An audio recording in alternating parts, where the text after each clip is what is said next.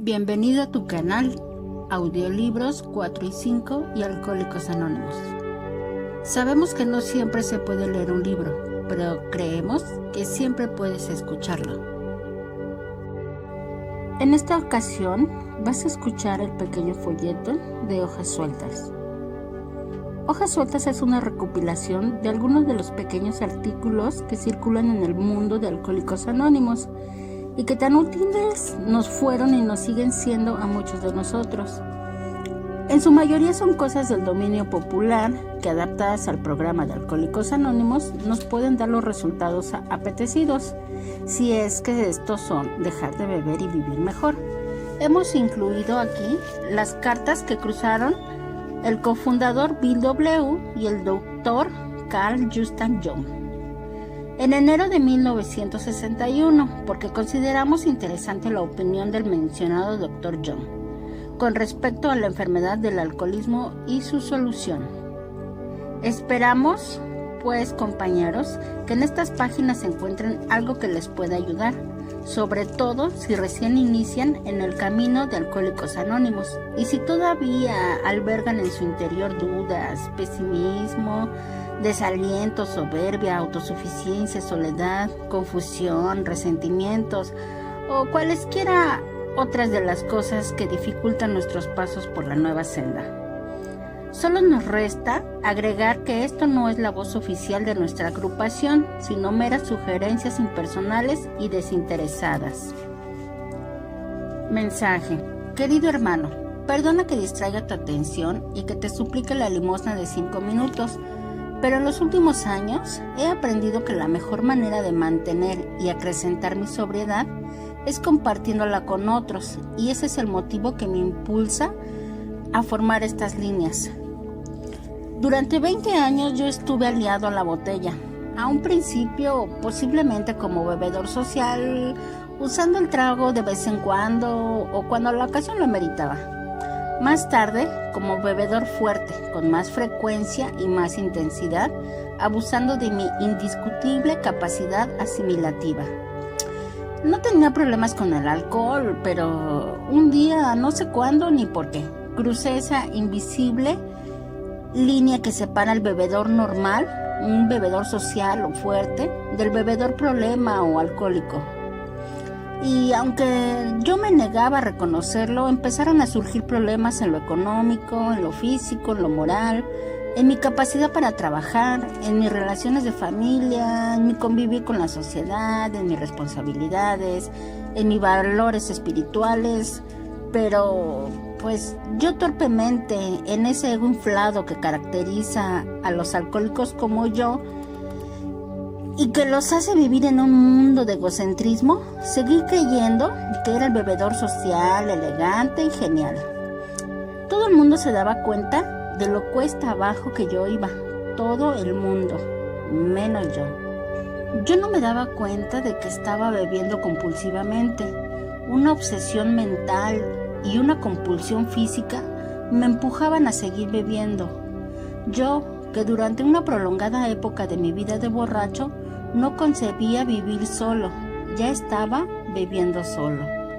Sin más compañía que una compulsión superior a mis fuerzas, yo, que durante muchos años de bebedor, no concebía vivir por la mañana, ya estaba bebiendo al despuntar el alba.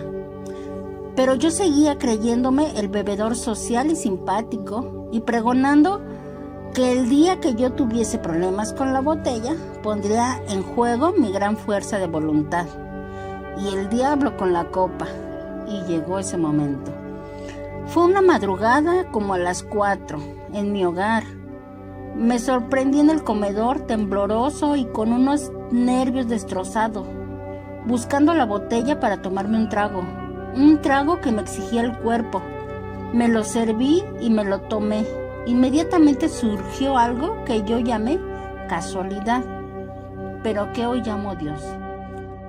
Fue un momento de lucidez, como un rayo de claridad mental, que me permitió reconocer que aquello no era normal, que no era normal que un hombre como yo, que desde chico he sido un defensor incansable de la libertad, se viera esclavo de una botella de ron. Reconocí que algo malo había en mi relación con la botella y decidí poner en juego mi fuerza de voluntad, en la cual creía como cree el taur en el as de espadas, escondido en la manga del saco, y el cual, en hábil escamoteo, surge para salvar la situación.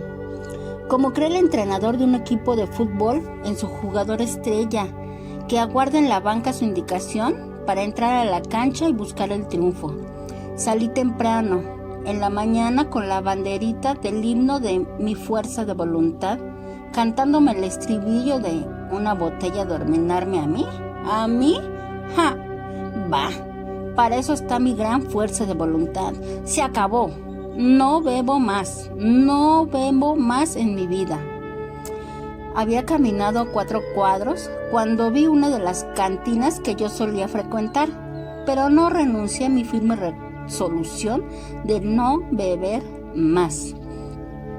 Sencillamente hice una pequeña enmienda a esa resolución y me dije, me voy a tomar una para los nervios y ya está. Y me la tomé. Solamente Dios y yo sabemos lo que sufrí en los 8 meses que siguieron a ese trago para los nervios. Al verme impotente para luchar contra el alcohol, perdí toda fuente de fe, de ambición, de esperanza. Y seguí bebiendo porque ya no podía parar, considerándome el más infeliz, el más vicioso, el más degenerado de los hombres, con un temor a todo y a nada, utilizando esa forma lenta de suicidio a que recurren los que no tienen el valor de cortarse las venas o pegarse un tiro.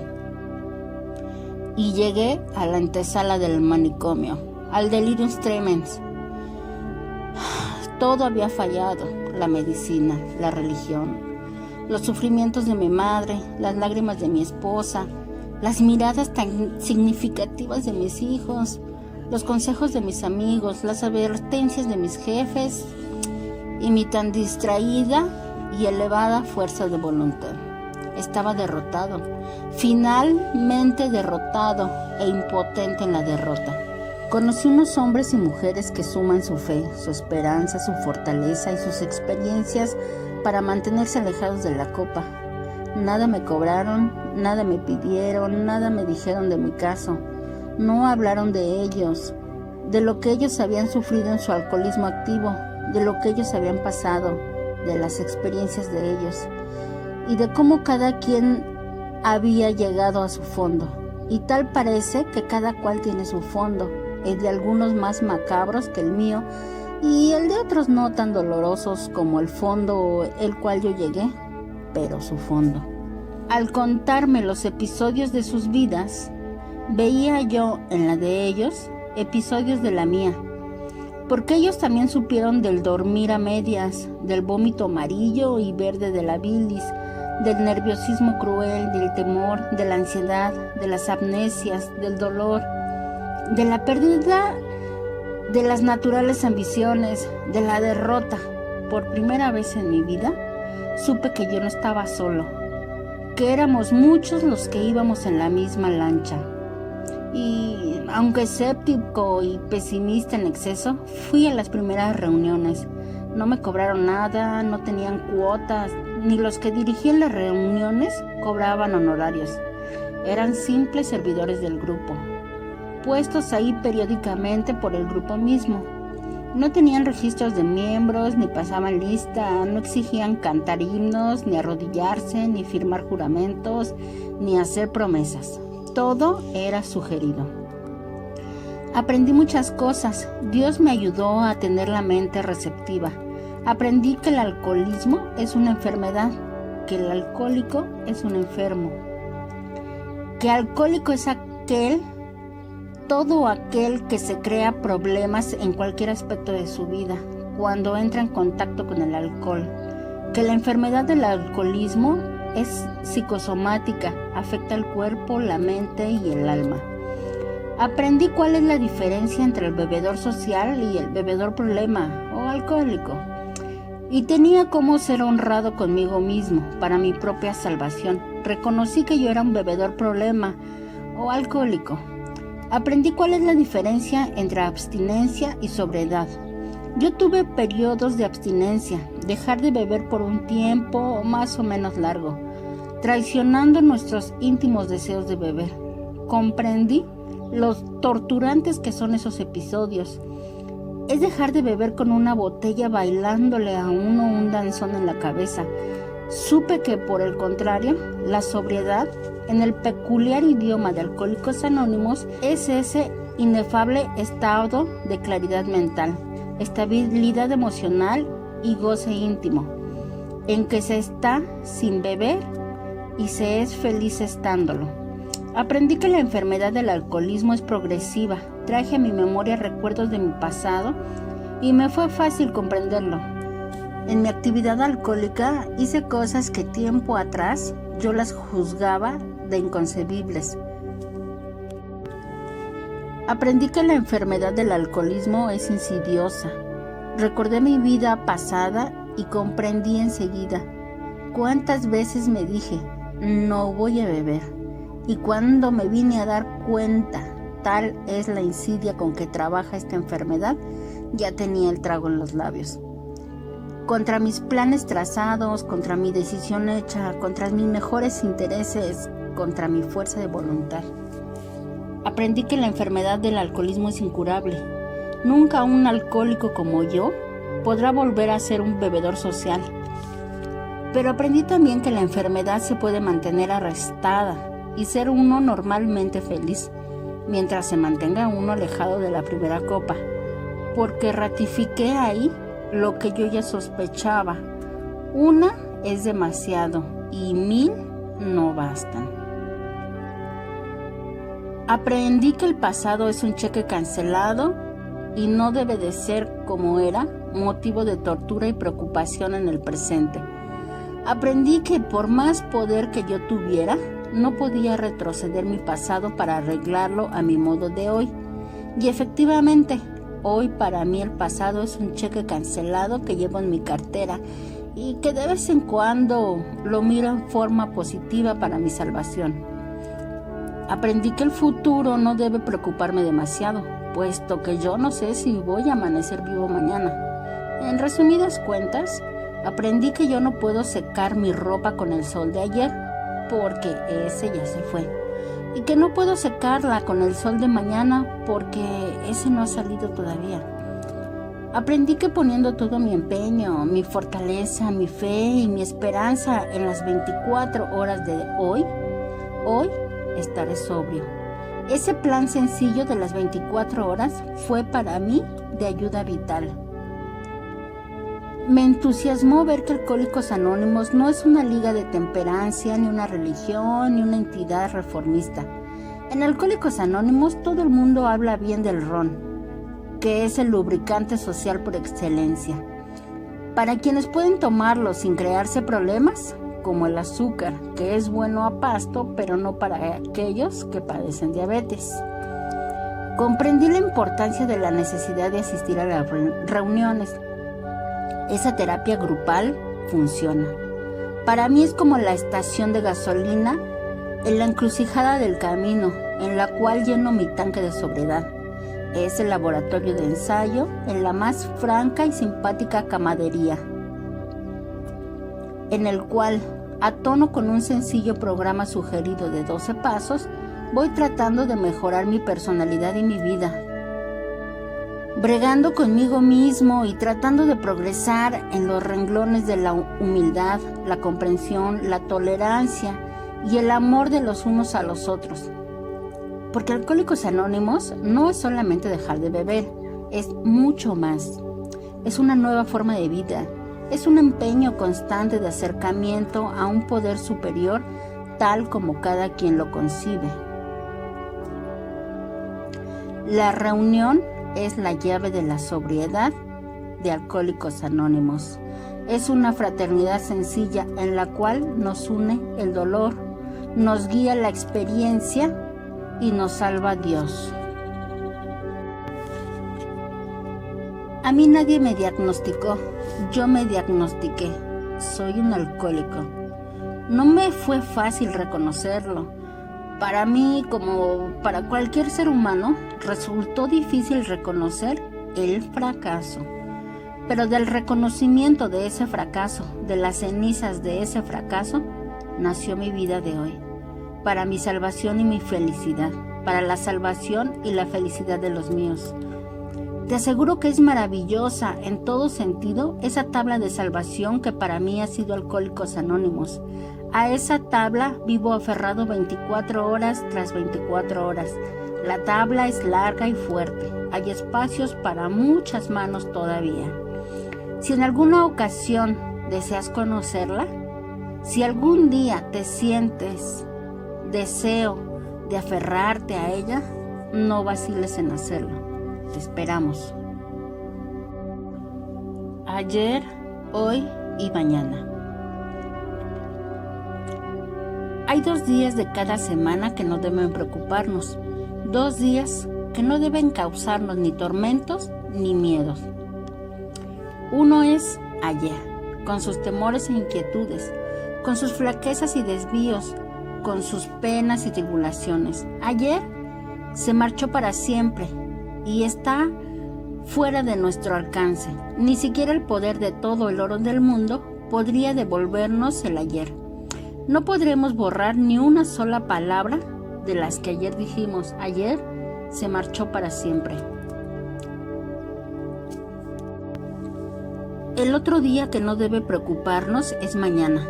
Está cerca, pero no pueden sus vicisitudes, adversidades y dificultades mortificarnos, ni tampoco sus halagadoras promesas y lúgubres decepciones.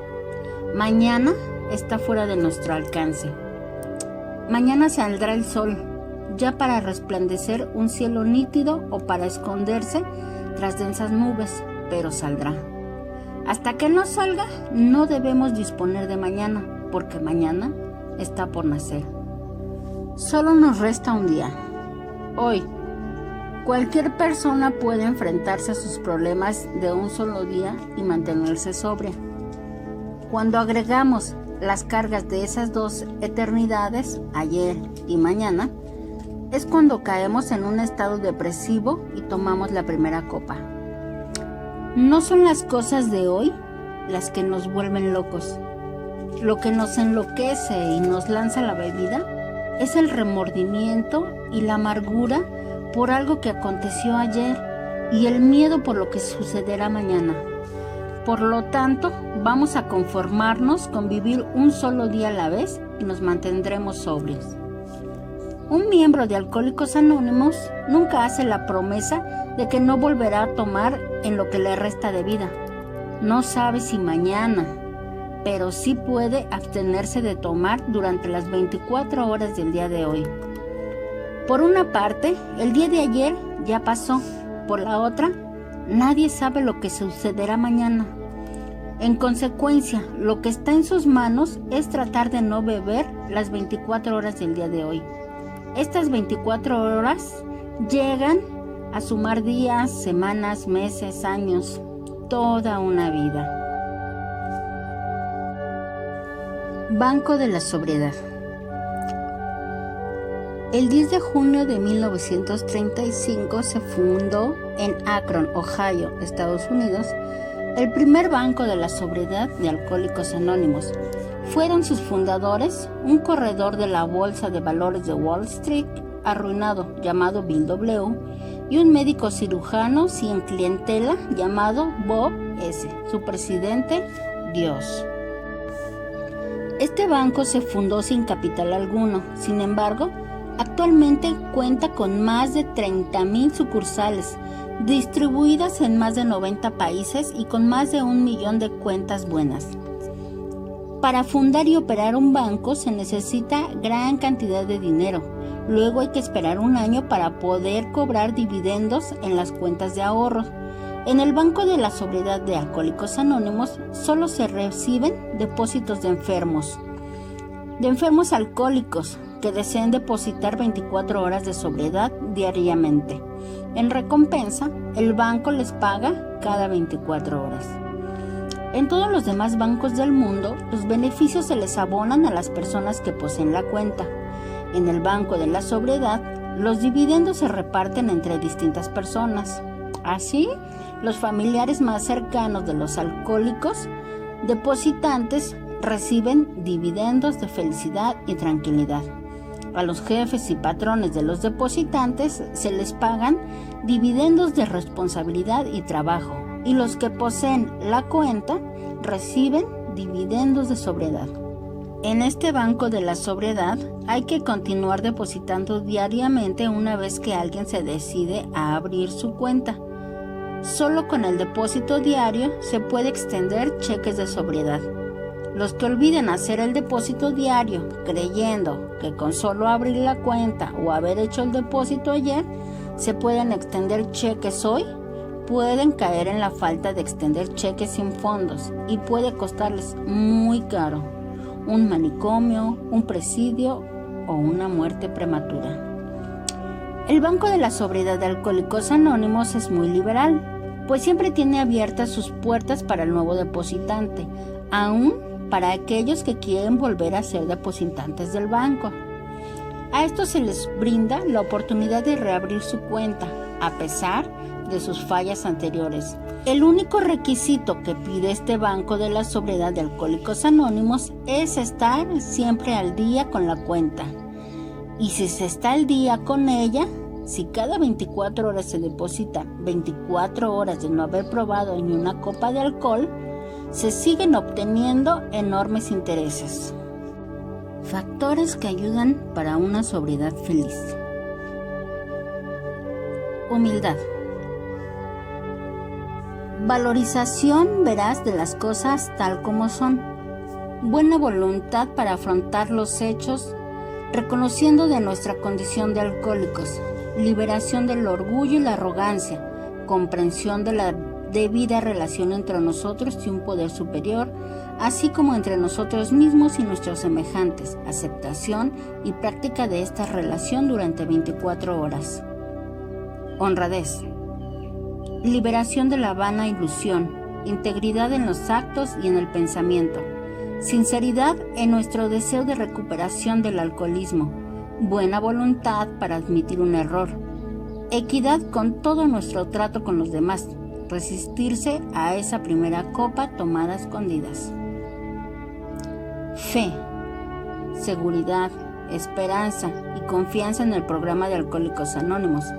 Creencia de que podemos recuperarnos como lo están haciendo otros miembros, en que la práctica de los 12 pasos es necesaria para una abstinencia juiciosa que conduce a la sobriedad feliz, buena voluntad para recurrir a la ayuda de un poder superior.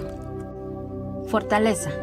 Estado de ánimo que nos permite tratar los problemas y las realidades de la vida sin depender para ello del alcohol. Entereza para sobrellevar las cosas que no podemos cambiar. Una determinación de sostener en la actitud de pedir la ayuda de Dios para todo un problema, desagradable o no, que nos pueda hacer volver a la borrachera. Ausencia de miedo en la práctica de la fe, la humildad, la honradez y la abnegación. Amor. El amor es continuidad al milagro de nuestra sobriedad. Es necesario cultivar esta actitud mental. A medida que desarrollamos nuestra disposición para amar, aumentamos nuestra capacidad para ser felices y serviciales y para estar contentos en nuestra abstinencia. La falta de amor y la borrachera van de la mano. Servicio. Servir a Dios y a nuestros semejantes es la clave del buen éxito de Alcohólicos Anónimos. Ayudar a otros alcohólicos que necesiten y quieran que se les ayude nos da la tolerancia y la humildad necesarias para estar contentos en nuestra sobriedad. Sirviendo se combate el egocentrismo y nos recuerda siempre nuestra impotencia contra el alcohol. El servicio desinteresado y bien fundado constituye la sangre vital de la agrupación de Alcohólicos Anónimos. La razón por la cual fuiste escogido. Dios en su infinita sabiduría seleccionó a este grupo de hombres y mujeres para ser los proveedores de sus bondades. Al escogerlos para ser los portadores de este fenómeno, Él no se dirigió al orgulloso, al poderoso, al famoso o al encumbrado. Fue directo al humilde, al enfermo, al infortunado. Él fue directo al borrachín, llamado la vergüenza del mundo. Frecuentemente se nos ha dicho, entre tus débiles y temblorosas manos, he confiado una virtud más allá de la amistad. A ti ha sido dado lo que se le ha negado a los más cultos de los hombres, no a los científicos o a los estadistas, no a las esposas o madres, ni aún a mis sacerdotes o ministros he dado este don de ayudar a otros alcohólicos como te lo he confiado a ti. Este don debe ser usado desinteresadamente. Trae consigo una grave responsabilidad. Ni un solo día debe parecerte demasiado largo. No alegues que tu tiempo es demasiado valioso. Ningún caso debe parecerte demasiado lastimoso, ninguna tarea demasiado dura, ningún esfuerzo demasiado grande. Debe de ser usado con tolerancia, porque no he limitado su aplicación a ninguna raza, credo o secta. Puedes esperar la crítica personal, la cual será corriente por su falta de apreciación. Ridiculizada será tu suerte, tus movimientos mal juzgados. Debes estar preparado para la adversidad. Por lo que los hombres llaman adversidad es para ti la escalera que debes de usar para ascender los peldaños hacia la perfección espiritual. Recuerda que en el ejercicio de este poder no te exigiré más allá de tus fuerzas. No has sido seleccionado por tu talento excepcional. Sé prudente siempre que el triunfo acompañe tus esfuerzos. No lo atribuyas a tu superioridad, pues solo has podido ascender por la virtud de mi don. Si yo hubiera querido que el hombre culto realizara esta misión, el poder hubiera sido confiado a físicos y científicos. Si yo hubiera querido hombres elocuentes, hubieran sido muchos los ansiosos de ser designados. Porque hablar es la forma más fácil de usar los talentos con que he dotado a la humanidad. Si hubiera querido hombres eruditos, el mundo está lleno de ellos, con mejores aptitudes que tú, que serían más valiosos. Tú has sido escogido porque has sido desechado del mundo, y tu larga experiencia como bebedor te ha hecho, o debiera hacerte humilde. Alerta a los gritos de angustia que vienen de corazones solos de alcohólicos como tú de todas partes.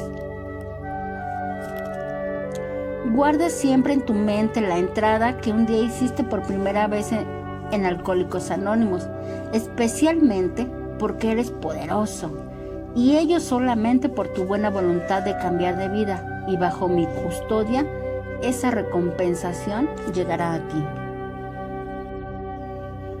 15 puntos que debe tener presentes un enfermo alcohólico. Recuerde, la primera copa es la que conduce al desastre.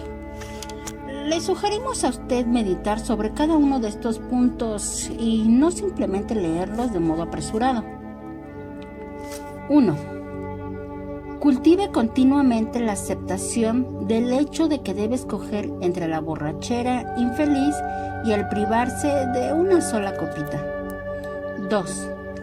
Agradezca con entusiasmo el haber tenido la buena fortuna de descubrir, antes de que fuera demasiado tarde, que padece una enfermedad incurable.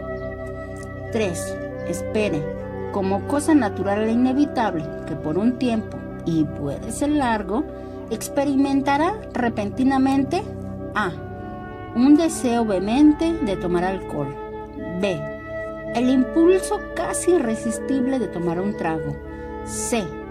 El ardiente deseo de sentir una vez más el efecto calmante que en un tiempo te proporcionaba una o dos copas.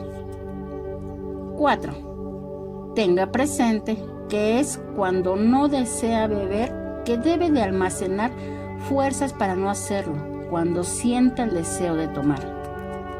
5. Confeccione y ensaye un plan diario de pensamiento y actuación por el que vivirá este día sin tomar alcohol.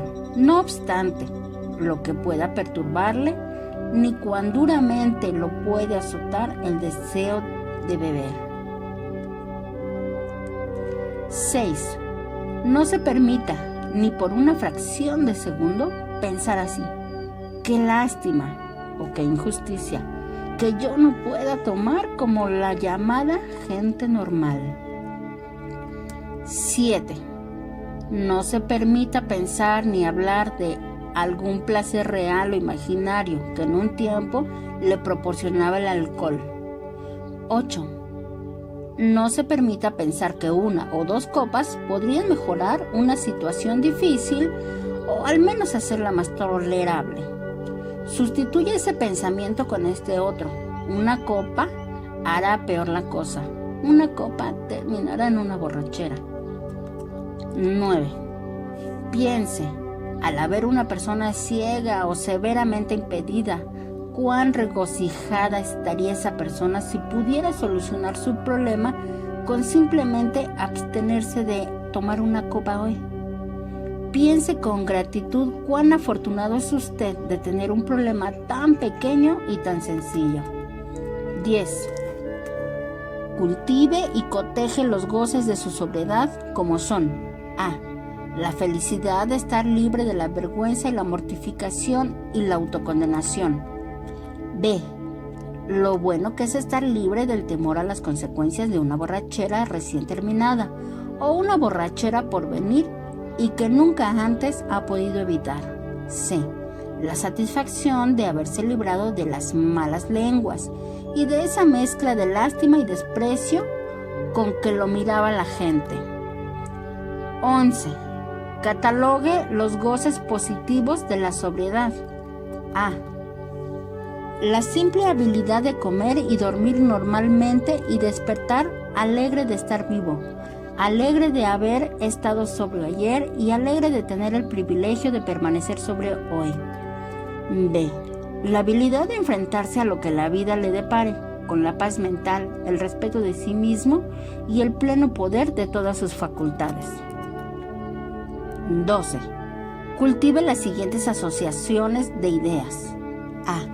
Asociar la bebida con toda miseria, vergüenza y la mortificación que usted ha conocido.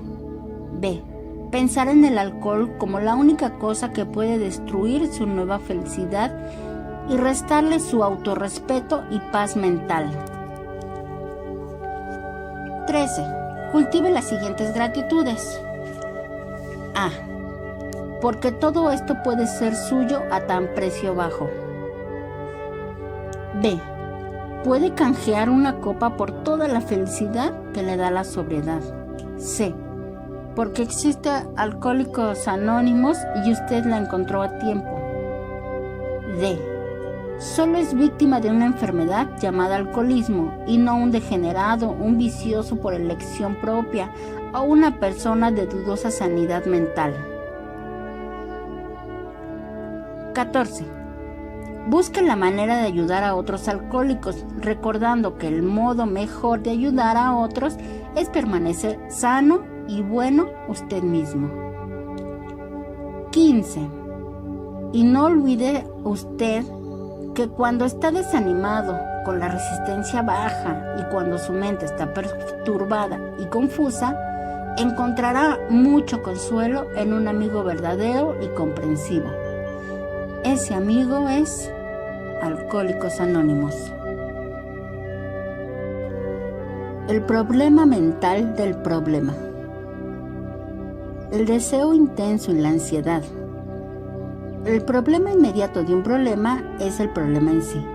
Enseguida se piensa en resolverlo. ¿Cómo? Meditando si se contiene cosas que no se pueden cambiar y observando si contiene cosas que sí se pueden cambiar. Si es lo primero, el mejor camino es la aceptación plena de la situación existente mediante una serena resignación.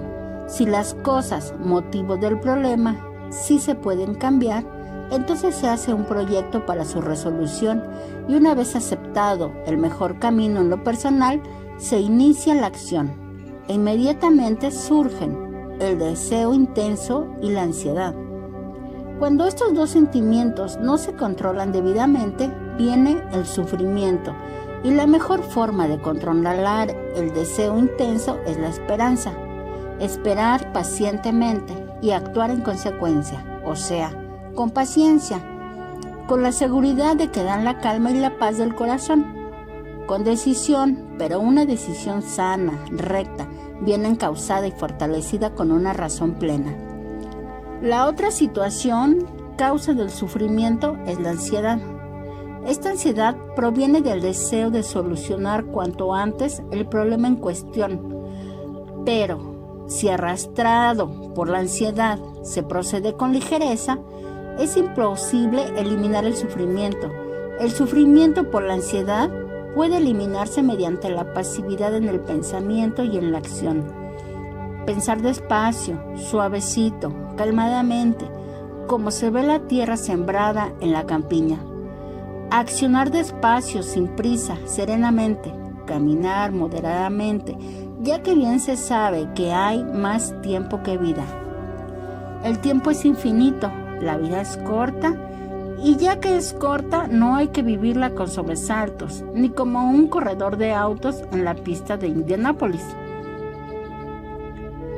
Despacito. ¿Acaso no es un átomo dentro del vasto mundo? ¿Acaso el mundo es algo dentro del inmenso espacio? El silencio es una arma poderosa contra la ansiedad. Hablar poco, discutir menos, criticar nada, visitar el cine, preferir lo cómico, frecuentar el trato con la gente alegre, el comer gente y el hábito a la mentira también causan ansiedad. Aquí cabe recordar el adagio: no hables mal de los muertos ni de quien no pueda responder, porque es vergüenza de cobardes la de las palabras.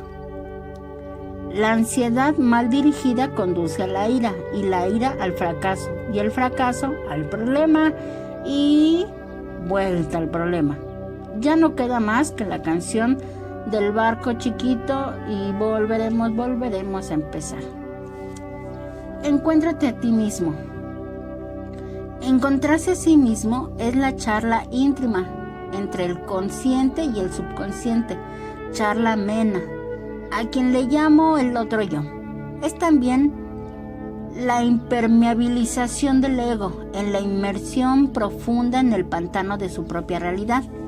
Es el desenmascaramiento de las pasiones entre la razón, el conocimiento de nuestra lúcida verdad, de nuestra latente incertidumbre hacia lo ignoto, sin velos, sin tapujos, sin el incienso de música sagrada. Es el diálogo del silencio en el silencio, el diálogo inturbable de la calma con la calma. Es el yo activo con el yo observador. Es el discernimiento puro del conocimiento del bien y del mal, en nuestros propios juicios, en nuestros mismos actos. Es el ahondamiento del desmensurar esencial del sí y el despliegue bárbaro del látigo cuando dijimos no.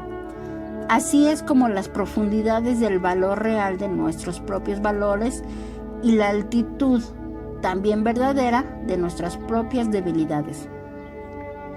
Estas charlas son amigas del silencio, son amigas de la paz, son amigas de la luz, no de la luz que ciega, no de la paz de tumba, no del silencio de muerte, sino de aquello que acerca al hermano abandonado, ese otro yo que gustosamente charlará conmigo si llamo a su puerta cuantas veces yo quiera, y yo siempre charlaré con él.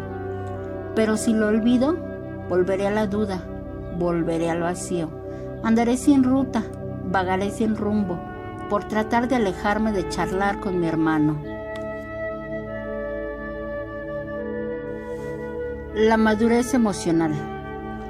La persona madura ha desarrollado ciertas actividades en relación con ella misma y con su medio ambiente que le permiten elevarse sobre las niñerías de pensamiento y conducta.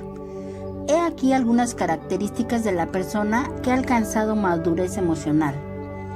1. Acepta las críticas con agradecimiento, pues sinceramente se alegra de que le den esas oportunidades de mejorarse. 2.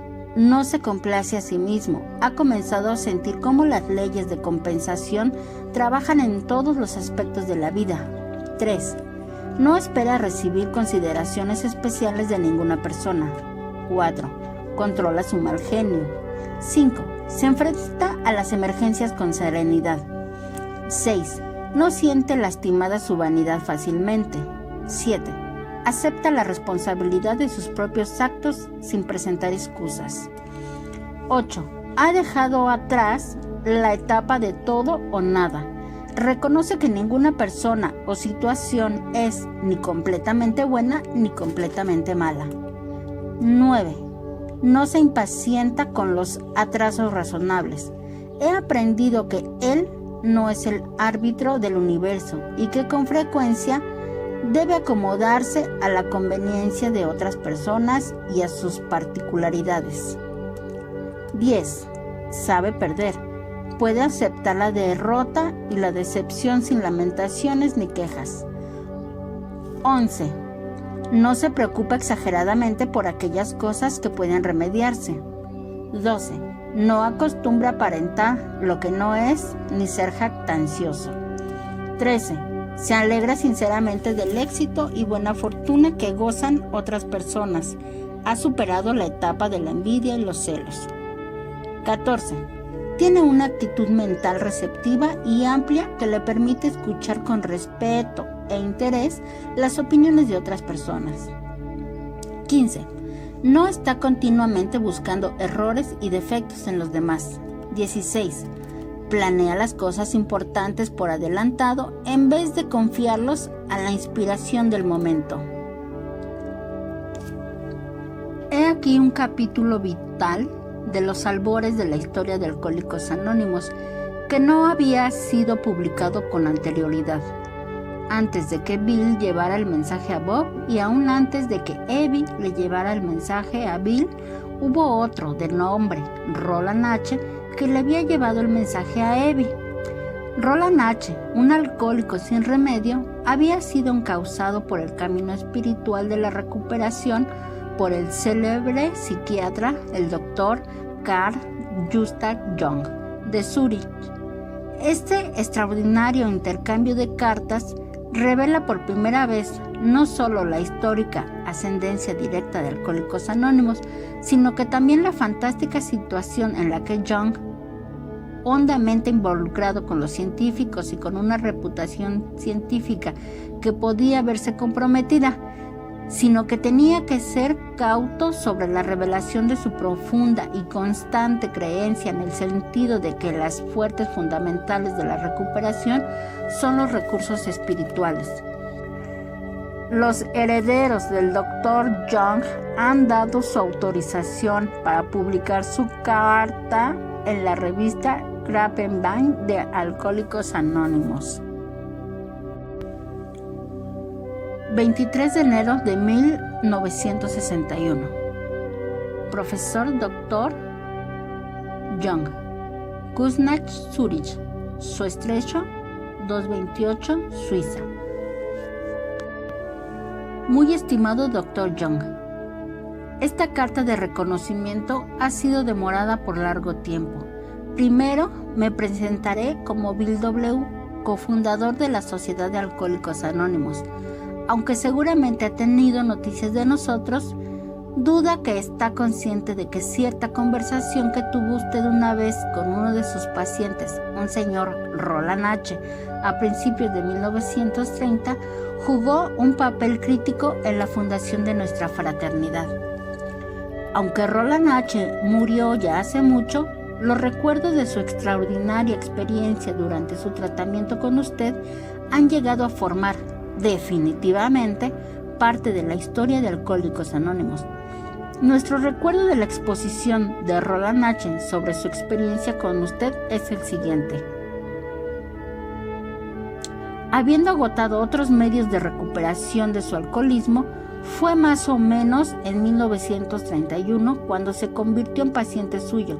Creo que permaneció bajo su tratamiento por espacio aproximado de un año. Su admiración por usted era ilimitada y abandonó el tratamiento con un sentimiento de mucha confianza. Para su gran consternación, pronto reincidió en la intoxicación alcohólica. Seguro de que usted era su último recurso, nuevamente se puso en sus manos.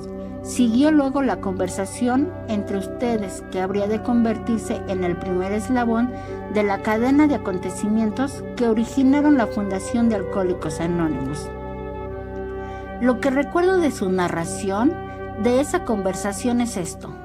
En primer lugar, usted francamente le informó sobre lo irremediable de su estado en lo concerniente a la continuación de tratamientos médicos o psiquiátricos.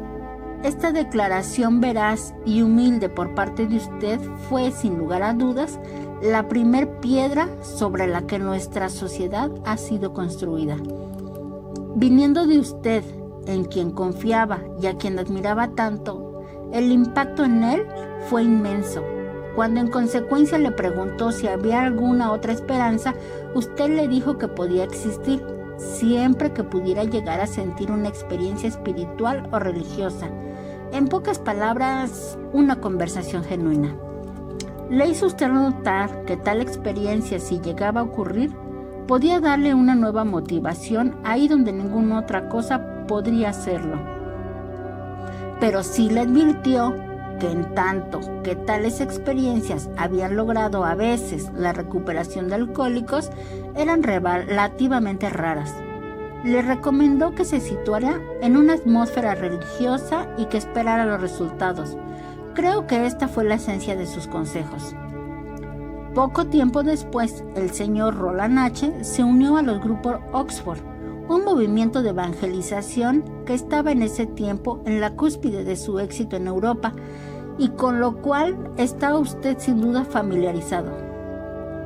Recordará el gran énfasis que ponían en los principios de autoanálisis, confesión, reparación y el darse en servicio a los demás. Le daban mucha importancia a la meditación y a la oración. En este medio, Roland H. encontró la experiencia de conversión que lo liberó en aquel tiempo de su obsesión de beber. Al regresar a Nueva York, se volvió muy activo con los grupos Oxford, los que entonces eran dirigidos por el ministro episcopal Dr. Samuel Schumacher. El Dr. Schumacher había sido uno de los fundadores de ese movimiento y la suya era una personalidad poderosa que emanaba una inmensa sinceridad y convicción. En ese tiempo, entre 1932 y 1934, los grupos Oxford ya habían logrado la sobriedad de un número de alcohólicos y Roland, sintiendo que podía identificarse particularmente con estas víctimas, se impuso la tarea de ayudar a otros más. Dio la casualidad de que uno de ellos era un antiguo compañero mío de escuela de nombre Edwin T. Eby.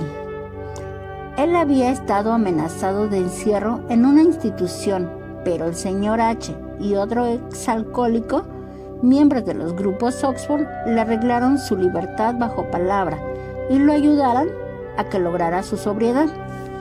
Mientras tanto, yo había recorrido la carrera del alcoholismo y también estaba amenazado de encierro. Afortunadamente, había caído bajo el tratamiento de un médico, el Dr. William D. Silworth, quien era admirablemente capaz de comprender a los alcohólicos. Pero así como usted se había dado por vencido en el caso de Roland, él también se había dado por vencido conmigo. Su teoría era la de que el alcoholismo tenía dos características: una obsesión que impedía a la víctima beber contra sus deseos y sus intereses, y una especie de defecto metabólico que en ese tiempo llamado alergia. La compulsión del alcohólico garantizaba que continuaría bebiendo, y la alergia aseguraba que la víctima se deterioraría finalmente, perdería la razón o moriría. Aunque yo había sido uno de los pocos que creyó que podía ayudar, se había al fin visto obligado a hablarme sobre lo irremediable de mi situación. También yo tenía que ser encerrado. Para mí, este fue un golpe avasallador. Así como a Roland lo había preparado usted para una experiencia de conversión, Del mismo modo me preparó a mí mi maravilloso amigo, el Dr. Silver. Al conocer mi problema, mi amigo Edwin T.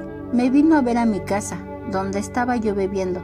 Para entonces era noviembre de 1934. Desde hacía mucho tiempo había considerado a mi amigo Edwin como un caso perdido y, sin embargo, estaba en un estado de evidente liberación, porque por ningún motivo podía beber a su mera asociación tan reciente con los grupos Oxford.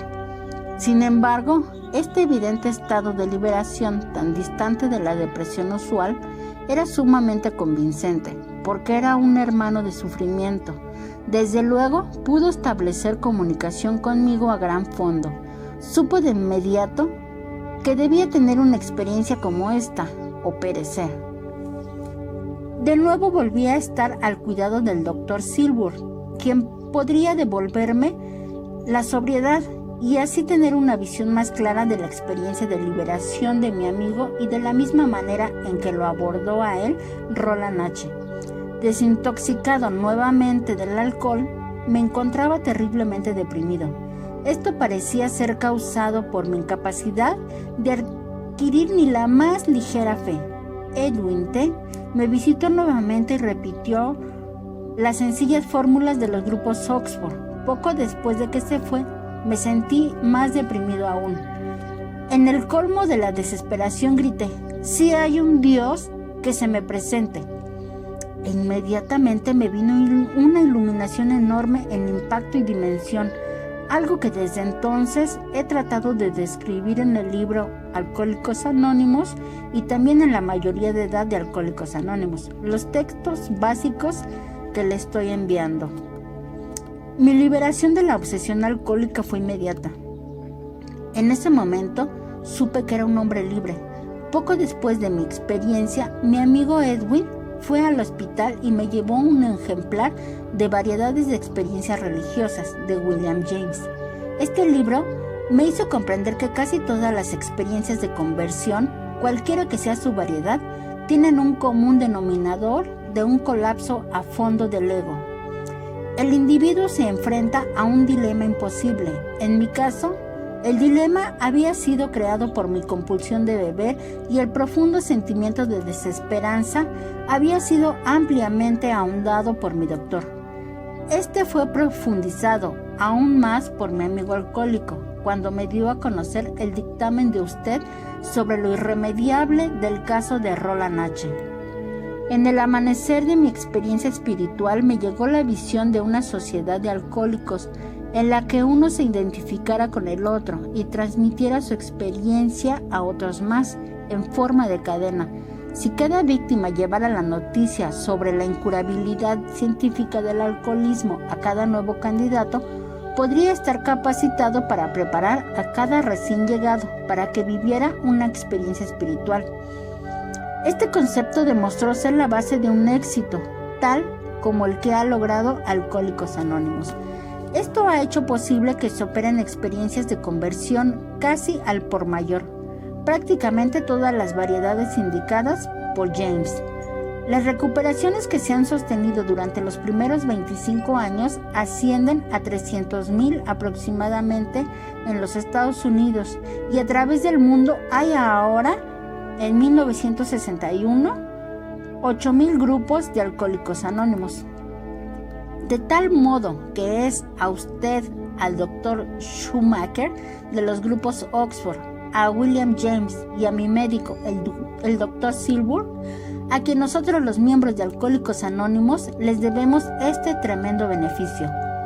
Como lo comprenderá ahora claramente, esta cadena sorprendente de sucesos, de hecho, empezó hace mucho tiempo en su consultorio y fue fundado directamente sobre la base de su humildad y su honda percepción. Muchos miembros de Alcohólicos Anónimos se han dedicado a estudiar sus escritos y debido a su convicción de que el hombre es algo más que el mero intelecto, las emociones y un puñado de productos químicos con valor de $2, ha sido usted especialmente acreedor a nuestro cariño. La explicación de cómo creció nuestra sociedad, cómo desarrolló sus tradiciones para su unidad y cómo estructuró su funcionamiento aparecen en los textos y folletos que le envío. También le interesará saber que, además de la experiencia espiritual, muchos alcohólicos anónimos han tenido una gran variedad de fenómenos psíquicos, cuyo peso acumulado es muy considerable. Otros miembros de Alcohólicos Anónimos han recibido una gran ayuda de sus colegas después de su recuperación del alcoholismo en Alcohólicos Anónimos. ¿Puede usted estar seguro que su lugar en el afecto y en la historia de nuestra fraternidad es incomparable? Con todo agradecimiento, Williams J.W. Kuznets, Zurich, 30 de enero de 1961. Señor Williams J.W., Alcohólicos Anónimos, Nueva York 17. Estimado señor W., su carta ha sido verdaderamente bienvenida. No volví a tener noticias de Roland H. y con frecuencia me he preguntado qué fue de él. Nuestra conversación, sobre la que él le dio a usted un informe adecuado, tuvo un aspecto que desconocía Roland. La razón por la cual no le pude decir todo fue que en ese tiempo tenía yo que tener sumo cuidado respecto a lo que decía. Me había dado cuenta de que se me malinterpretaba en todas formas, por lo tanto, tuve mucho cuidado cuando hablé con Roland H., pero lo que realmente pensaba era sobre el resultado de muchas experiencias con personas de su clase. Su deseo vehemente del alcohol equivalía en un plano inferior a la sed espiritual de nuestro ser de integrarse expresamente en el lenguaje medieval, a la unión con Dios. ¿Cómo podía uno formular tal percepción en un lenguaje que no fuera mal interpretado en nuestros días?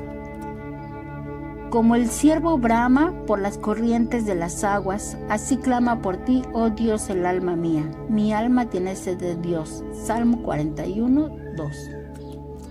La única forma correcta y legítima para tal experiencia es que si se le sucede al ser humano en la realidad y que solo puede sucederle cuando camina por un sendero que lo lleve a una comprensión más elevada, puede uno ser dirigido a esa meta por medio de un acto de gracia, o a través del contacto personal y sincero con amigos, o a través de una educación más elevada de la mente, por encima de los límites del mero racionalismo. Por su carta, me doy cuenta que Roland H. escogió el segundo camino, que bajo circunstancias era el mejor de ellos. Estoy firmemente convencido de que el principio nocivo que prevalece en este mundo lleva a la desconocida necesidad espiritual a la perdición si no es contrarrestada, ya sea por medio de una percepción religiosa o por la pared protectora de la comunidad humana. Un hombre común que no esté protegido por una acción proveniente de arriba, que esté aislado en la sociedad, no puede resistir el poder del mal, que es adecuadamente llamado el malo. Pero el uso de tales palabras suscita tantas equivocaciones que no puede uno hacer otra cosa que conservarse a distancia de ellas lo más posible. Estas son las razones por las cuales no le puedo dar a Roland H. una explicación lo suficientemente completa, pero la estoy arriesgando con usted, porque he llegado a la conclusión, por medio de su carta sincera y razonable, que ha logrado tener un punto de vista que está por encima de las trivialidades que usualmente se escuchan acerca del alcoholismo y que conducen a conclusiones erróneas. Como usted ve, el alcohol en latín es spiritus, y ustedes usan la misma palabra para la más elevada experiencia religiosa y para el veneno más destructivo. Por lo tanto, una fórmula provechosa es spiritus contra spiritum. Nuevamente le agradezco su amable carta y quedo como suyo, Carl J. Jung.